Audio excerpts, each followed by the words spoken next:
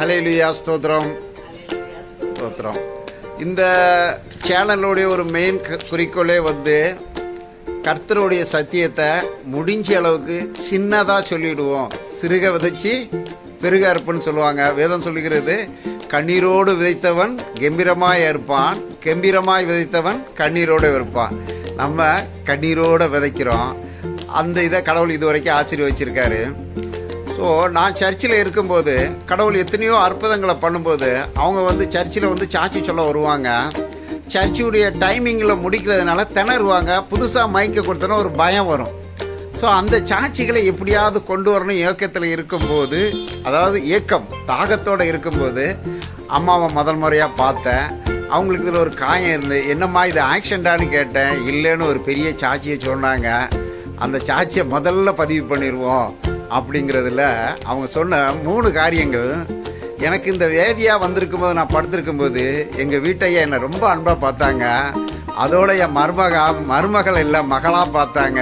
எங்கள் சொந்த பந்தம் எல்லாம் அவ்வளோ அன்பாக கொடுத்தாங்க அப்படின்ச்சு. அப்போ வேதத்தில் ஒரு வசனம் இருக்கு இல்லையா, சோதனையை சகிக்கிற மனுஷன் பாக்கியவான். அப்போ அந்த சோதனைகளை வரும்போது தான் நம்ம கடவுளை தேடுறோம். தாவீது சொல்கிறான், கர்த்தாவே எனக்கு மிகுந்த ஐஸ்வர்யத்தையும் தராதியும் மிகுந்த தரித்திரத்தையும் தராதியும், அது இதோட அன்றாட அப்பத்தை கொடுத்தார். பாருங்க, அவங்க வியாதியாக இருக்கும்போது இவங்க மருமகளோ மகனோ அமெரிக்காவோ லண்டன்ல இருந்தால் இவங்க மனம் எப்படி அங்கலாச்சிருக்கோம் பாருங்க. இன்னைக்கு பேரனோட மருமகளோட மகனோட எவ்வளோ சந்தோஷமான ஒரு ஆசீர்வாதம். அதுக்கிடையில் ஒரு சின்ன சோதனையை கொடுத்தாரு. ஸோ அந்த சோதனை கூட கடவுள் என்னுடைய மனசில் தோன்றது என்னென்னா, மெடிக்கல் ரீதியாக என்ன சொல்கிறாங்கன்னா, 25 வயசுலேருந்து 50 வயசுக்குள்ள அவங்க சமையல் வீட்டு வேலையை பார்த்துட்டு பெரும்பாலும் வெறுமனையே இருக்கிறாங்க. ஒன்று ஜெபம் பண்ணிக்கிட்டு இருப்பாங்க, இல்லைன்னா பைபிளை படிச்சுக்கிட்டு இருப்பாங்க, இல்லை அவங்க வீட்டு வேலையே அவங்களுக்கு சரியாக இருக்கும். அவங்க உடலை குறிச்சோ உணவை குறிச்சோ சிந்திக்கிறதுக்கு நேரமும் காரியங்களும் வாய்க்காமல் இருக்குது. எனக்கு தெரிஞ்ச ஒரு குற்றச்சாட்டாக இருக்குது. ஏன்னா நான் ஒரு 15 வருஷமாக வீட்டிலேயே ட்ரில் யோகா பண்ணிக்கிட்டு இருக்கேன். அதனால் எனக்கு உடம்பு ஹெல்த்தாக இருக்குது. ஸோ என்ன மாதிரி எல்லாம் இருந்தால் மெடிக்கல் டிபார்ட்மெண்ட் மூட வேண்டியதான். சரி, நம்ம அந்த டாபிக்கு போக வேண்டாம். ஆனாலும் அம்மாவுக்கு கடவுள் ஒரு சோதனையை கொடுத்தாங்க. என்னம்மா, உங்களுக்கு ஒரு பல்லில் பிரச்சனை வந்துச்சு. பிரச்சனை அது போய் கேன்சராக மாறி, ஸோ அந்த நேரத்தில் கடவுளுக்கு அவங்களுக்கு எவ்வளோ போராட்டம் நடந்திருக்கும். அந்த போராட்டத்துக்கு மத்தியில் கர்த்தர் விடுதலையை கொடுத்தாரு. அவங்க அந்த சாட்சியை சொல்லணும்னு நினச்சாங்க. அதை நானே கேட்டு சொல்லிட்டேன்.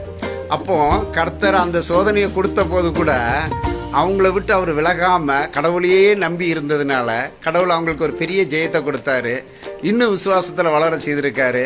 இப்போ அவங்க மருமகா பேரன் மகன், அதோட இன்னொரு பெரிய சாட்சின்னா, நான் அநேக வீடுகளுக்கு போவோம். நாங்கள் இந்துக்கள் கொடுத்தா சாப்பிட மாட்டோம்பாங்க. ஆனால் அக்கா கிட்ட சண்டை, மாமன் கிட்ட சண்டை, சித்தப்பன் கிட்ட சண்டை போடுவாங்க.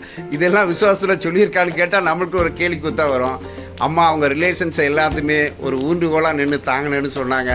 அவங்க வீட்டுக்கு வந்திருந்ததையும் நான் பார்த்தேன். அதனால் கடவுள் அது ஒரு பெரிய ஆசீர்வாதம். அது ஆரோனின் சிரசில் வடிகிற அந்த தைல குப்பிகள் மாதிரி மனம். நம்ம லிப்டிக் போடுறதுனாலையோ பவுடர் போடுறதுனாலையோ பட்டுப்புடவை போடுறதுனாலே அழகு இல்லைங்க. நம்ம செய்கிற செயல். இதோ என் ஜனங்கள் சத்தியத்தின் பிரகாரம் நடக்கிறார் என்று பிறர் சொல்லும்போது அதில் உண்டாகும் சந்தோஷத்தை பார்க்கணும். மிகுதியான சந்தோஷம் வேறு ஒன்று இல்லைங்கிறது சாட்சியாக அம்மா வாழ்ந்திருக்காங்க. அல்லேலூயா சொல்லுங்கம்மா. ஆமேன்.